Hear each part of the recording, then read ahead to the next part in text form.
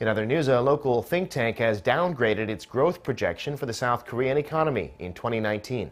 Some of the reasons it says are the slowing global economy and sluggish domestic demand. Roon-hee reports. The Hyundai Research Institute has cut South Korea's growth forecast for 2019 to 2.5%. This is down from the previous forecast of 2.6% announced in September. It's the lowest projection yet among other major organizations, including the OECD's outlook of 2.8% and the Bank of Korea's 2.7%.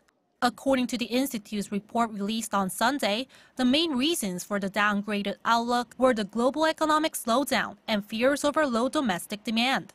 The global economic slowdown will affect the increased rate of South Korean exports.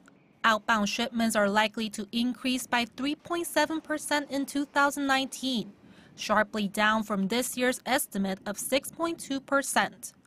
One reason is a trade war between the U.S. and China. Although the leaders of the world's biggest economies reached a deal to temporarily keep their countries' trade tensions from escalating earlier this month, there are still risks because U.S. tariffs on $200 billion worth of Chinese goods can go up after 90 days. Either way, the trade war can negatively affect South Korea as well because many local companies rely on exports to China and the U.S. Another reason is that the global semiconductor market is losing steam. According to data from World Semiconductor Trade Statistics in November, the growth rate of the global semiconductor market will mark 2.6% next year, far lower than this year's estimate of almost 16%.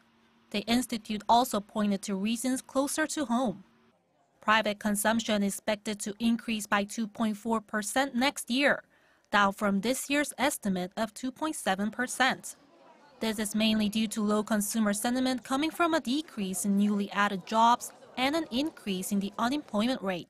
Facilities investment, on the other hand, is expected to edge up 0.4%, up from this year's estimate of negative growth due to the government's push for innovative growth.